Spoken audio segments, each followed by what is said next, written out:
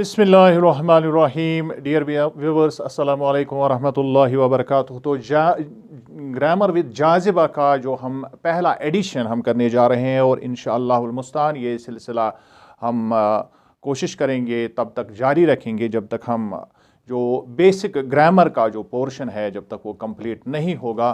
तो हम आपका खैर मकदम करते हैं इस एक लंबे सफ़र में, और इंशाअल्लाह आप वीवर्स से गुजारिश है जो मैं कबल वक्त करना चाहूँगा कि इसमें अगर आपको कहीं पर भी किसी ख़ास टॉपिक पर कोई आपको ज़्यादा जो है उसको फिर से क्लियर करने की ज़रूरत पड़ेगी तो आप ज़रूर हमें हमारी यूट्यूब चैनल पर कमेंट्स करके उसको आप बताएंगे, और आगे चलकर जो आने वाला सिलसिला है उसमें हम आपके जो भी क्वायरीज़ है उनका हम कोशिश करेंगे उनको एड्रेस करने की। और इंशाल्लाह आज हम स्टार्ट करेंगे। और आम तौर पर आपने सुना होगा कि जो हमारा जो लैंग्वेज है वो स्टार्ट होता है अल्फ़ाबेट से। तो हमारा जो अल्फ़ाबेट है वो हम इंशाअल्लाह यहाँ पर उसको देखने की कोशिश करेंगे। और अल्फ़ाबेट के सिलसिले में आपसे जो बुनियादी गुजारिशात जो मैं करना चाहूँगा कि ये जो अल्फ़ाबेट है, बहुत सारे लोग अल्फ़ाबेट्स भी कहते हैं, लेकिन जब हम अल्फ़ाबेट्स कहते हैं तो इसका मतलब है बहुत सारी लैंग्वेजेस का अपना अल्फ़ाबेट सिस्टम। लेकिन जब हम ABCD जिसको हम आम तौर पर बच्चों की लैंग्वेज में कहते हैं कि ABC, तो ये ABC जब हम लिखते हैं अप टू अंटिल Z जब हम ये लिखते हैं तो इसको हम मुकम्मल सारे लेटर्स को मिला के हम अल्फ़ाबेट ही कहते हैं। और अल्फ़ाबेट बुनियादी जो शुरू जब ये हुआ तो इसकी एक अपनी एक हिस्टोरिक इसका एक पर्सपेक्टिव है, ये कहाँ से स्टार्ट हुआ, और इंशाअल्लाह इसके बारे में हम आगे चलकर आपको आपके साथ बहुत सारे मालूमात ऐसे शेयर करेंगे जो काफ़ी दिलचस्प भी है और हमें जानने की उनकी ज़रूरत भी है। तो दुनिया में जो जितनी भी लैंग्वेजेस है उनका अपना एक सिस्टम है, और आम तौर पर 5-6 सिस्टम उस दुनिया में राइज हैं। और उनमें जो जब हम अंग्रेज़ी जो जिसका ग्रीक जो अल्फ़ाबेट सिस्टम है उसकी बुनियाद, तो उसका जो अपना अल्फ़ाबेट सिस्टम है, इसके जो लेटर्स है इनमें 2 तरह के लेटर्स होते हैं। ये 2 तरह के लेटर्स ही असल में अल्फ़ाबेट बनाते हैं, और जिनमें वो 2 तरह के लेटर्स नहीं होते हैं जिनमें जिनको हम कहते हैं कॉन्सोनेंट साउंड्स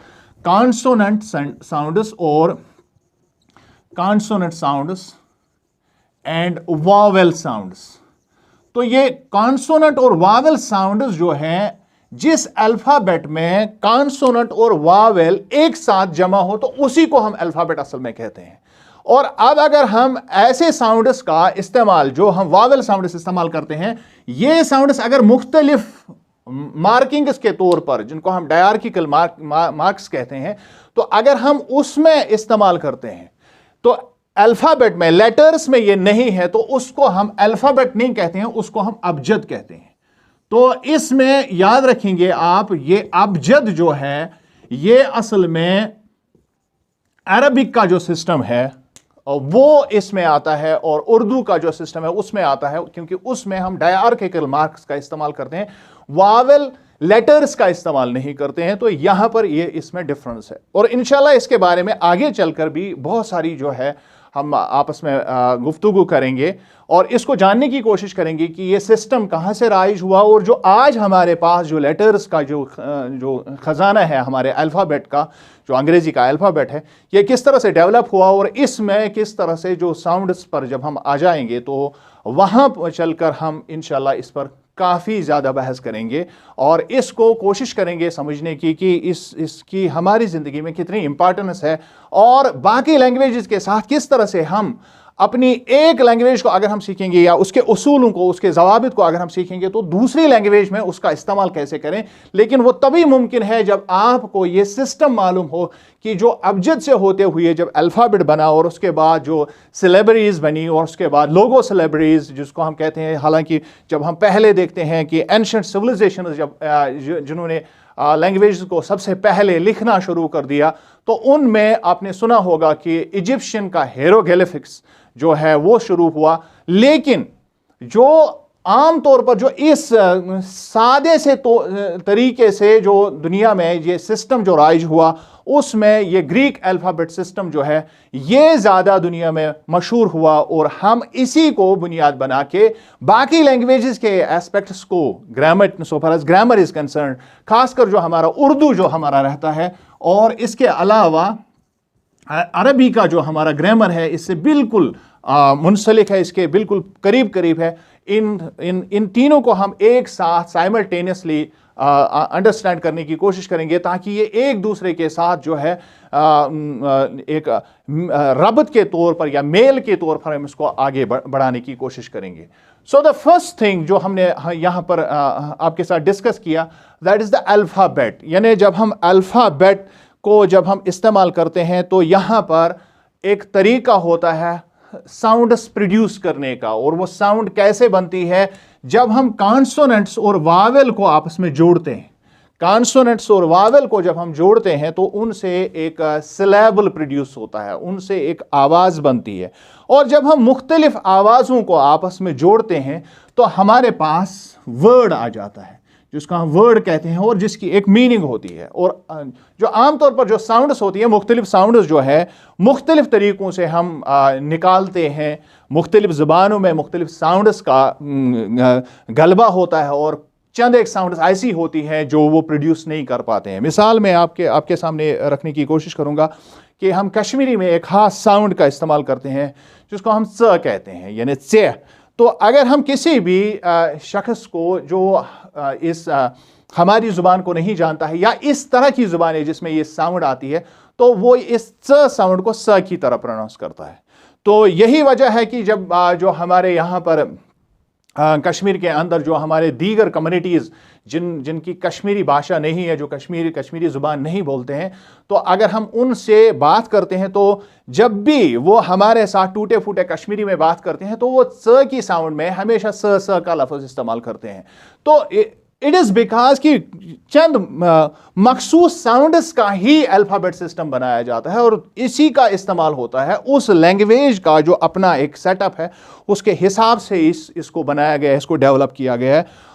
और मैंने पहले भी आपको बताया कि हम इसके बारे में आगे चलकर दिलचस्प जो है एक सिलसिला, इसी ग्रामर के साथ साथ हम इसका एक दिलचस्प सिलसिला शुरू करेंगे, और चंद नादिर जिसको हम कहते हैं कि जो एक ऐसी इसकी हिस्ट्री है, या जो इसका ऐसा एक एस्पेक्ट है जो कि आमतौर पर लोगों के सामने नहीं आता है, उसको भी हम इंशाल्लाह डिस्कस करेंगे। तो मैं यहाँ पर बात कर रहा था कि जब हम अल्फ़ाबेट को इस्तेमाल करते हैं तो उसमें दो तरह की साउंड्स हमारे पास होती है। The first one is we call them, ये ज़्यादा होती हैं जिनको हम कॉन्सोनेंट साउंड्स कहते हैं, और उसके बाद आते हैं वावेल साउंड्स, और इन्हीं के मेल से हम सिलेबल्स जो है वो बनाते हैं, और फिर हम मुख्तलिफ सिलेबल्स का इस्तेमाल करके जो सिलेबल आपस में मिलते हैं तो वर्ड प्रोड्यूस करते हैं, और यही हमारी जो है आम तौर पर जुबान का हिस्सा बनता है जिसको हम समझते हैं। तो वी कॉल इट स्पीच, यानी इंसान जो बात फिर करता है, जो बयान उसका होता है, जो उसकी गुफ्तगू होती है, फिर वो समझने के काबिल हो जाती है। यानी सिलेबल्स से हम वर्ड बनाते हैं, और उन वर्ड्स का इस तरह से इस्तेमाल करते हैं कि वो अपने माफिया ज़मीर को लोगों तक पहुंचाते हैं। तो चूंकि ये जो स्पीच हमारी बनती है, या ये जो वर्ड्स होते हैं, ये मुख्तलिफ तरीकों के होते हैं, और इनका जो बहुत बड़ा एक हमारे पास ज़ख़ीरा मौजूद है। इसको ग्रामर के हिसाब से इसको अलग अलग ज़ुमरों में बांटा जाता है, ताकि इसकी यूसेज जो है कि ये कहां पर और किस तरीके से इसका इस्तेमाल किया जाए वो वाज़ह हो जाए। तो जब हम उसकी जानकारी हासिल करते हैं तो ग्रामर के उसूल सीखने में हमें बहुत ही आसानी हो जाती है। तो जो ग्रामर का हमारा पहला टॉपिक इस वजह से बनता है, दैट इज, वो आम तौर पर आपने देखा होगा ग्रामर की बड़ी बड़ी किताबों में जब हम इसको पढ़ते हैं तो हम स्टार्ट करते हैं, we call them parts of speech. Parts of speech यानी हम शुरू करते हैं किसी भी जुबान को कि जो हमने कहा कि सिलेबल से मिला के जब हम वर्ड बनाते हैं, और फिर जब हम उन वर्ड्स का इस्तेमाल करके एक लैंग्वेज को डेवलप करते हैं, तो ये मुख्तलिफ तरीक़ों का ये जो लफ्ज़ होता है, ये मुख्तलिफ तरीक़ों का होता है, इसकी अपनी एक ख़ास यूसेज होती है। तो उसको एक ख़ास टर्मिनोलॉजी में हम समझने की कोशिश करते हैं, ताकि जब भी हम इनका इस्तेमाल करें, जो भी रूल्स इनके अकॉर्डिंग हम पढ़ें, तो उन रूल्स को हमें समझने में आसानी हो जाए। तो हम पार्ट्स ऑफ स्पीच उनको कहते हैं। आमतौर पर आपने सुना होगा कि पार्ट्स ऑफ स्पीच जब हम कहते हैं, तो इसमें सबसे पहले हम लेते हैं नाउन्स को, उसके बाद आते हैं प्रोनाउंस यानी प्रोनाउन, उसके बाद आता है एडजेक्टिव या इसको एडजेक्टिव भी प्रोनाउंस करते हैं, उसके बाद आता है वर्ब, फिर आता है एडवर्ब, उसके बाद आती है प्रीपोजिशन, और फिर आती है कंजक्शन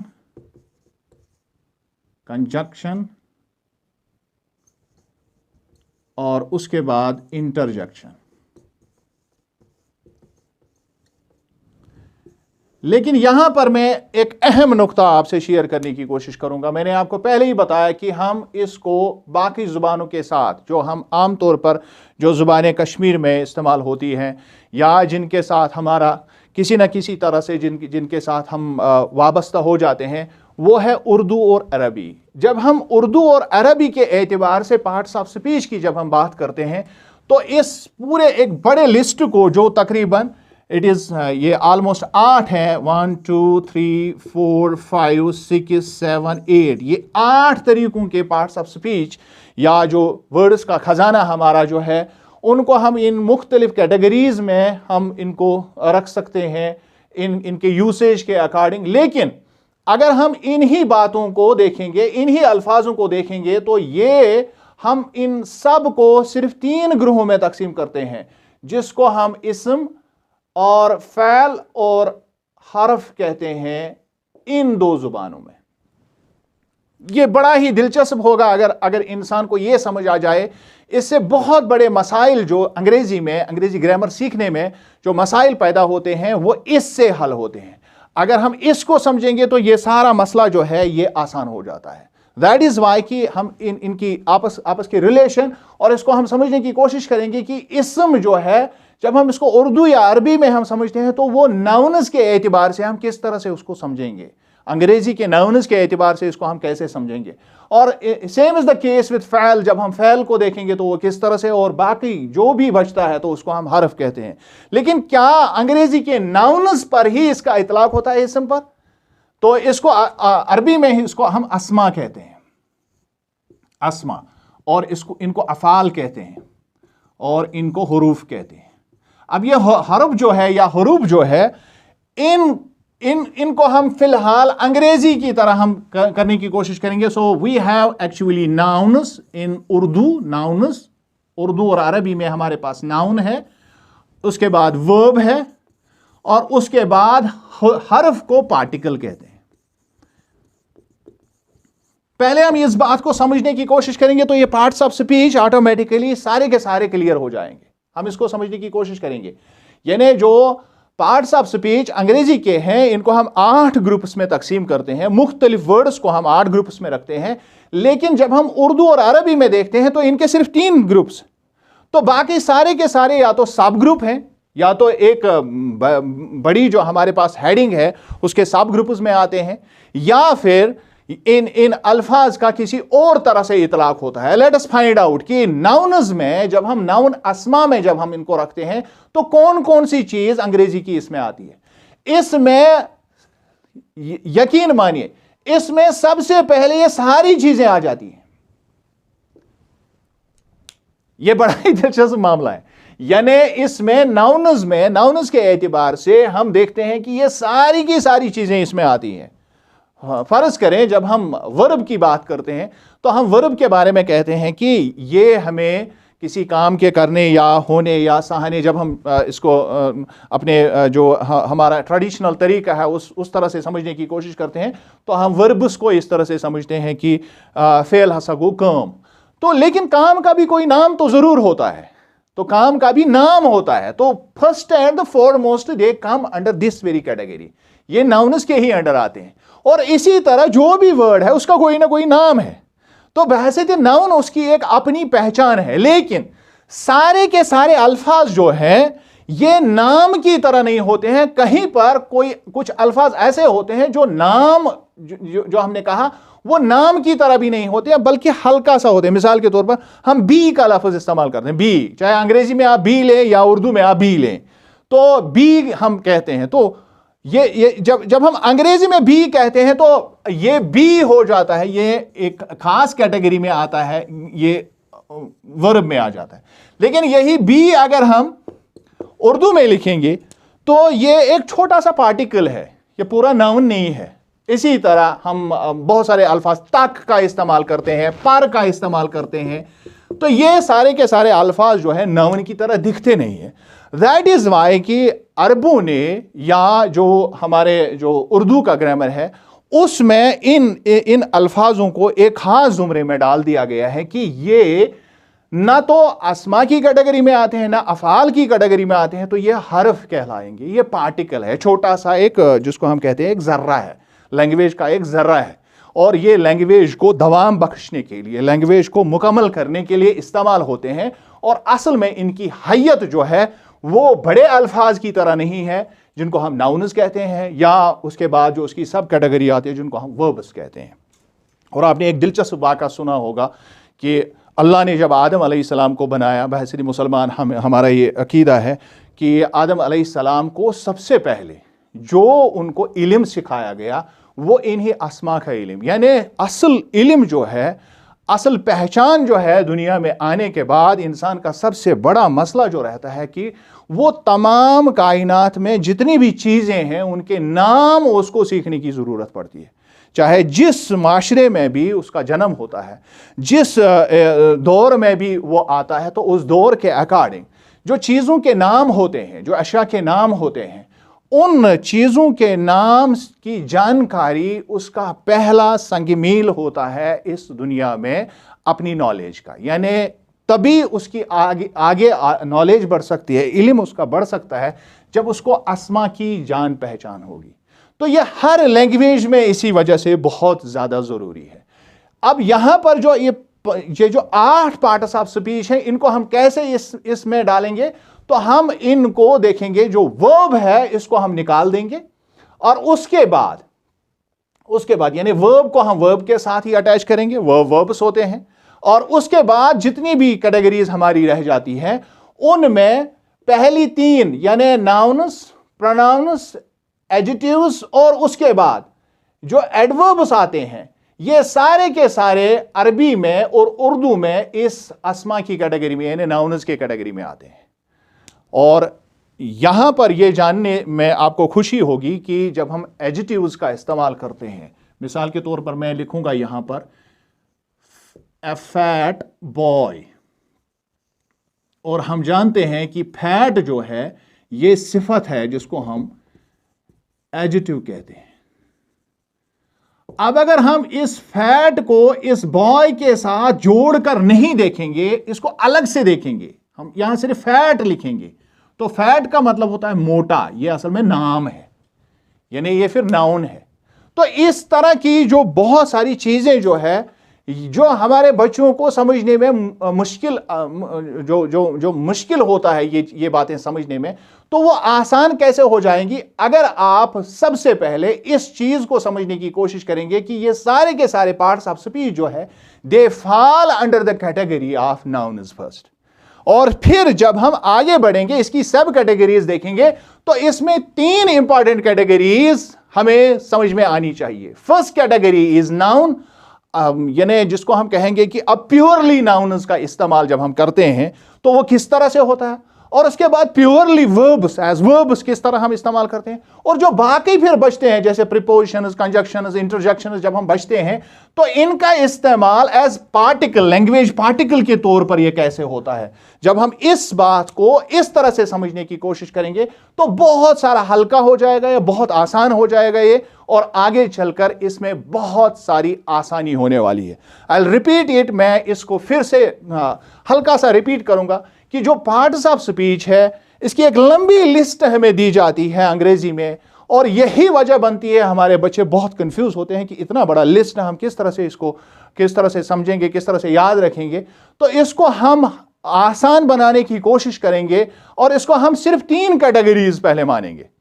3 कैटेगरीज मानने से भी पहले हम एक चीज को जरूर दिमाग में रखेंगे कि every word, every bit of any language is actually that falls in this category। वो इसमें आता है, यानी वो असल में नाउन्स में आता है। यानी सारी की सारी चीजें जो भी कलाम है, जो भी इंसान बात करता है, वो असल में उस लफ्ज का नाम होता है फर्स्ट एंड द फॉरमोस्ट। वो असल में अस्मा होते हैं। और यही वजह है, मैंने पहले भी इस गुफ्तगू में मैंने आपसे कहा कि आदम को सबसे पहले इसी बात का इल्म दिया गया, उसको अस्मा का ही इल्म दिया गया।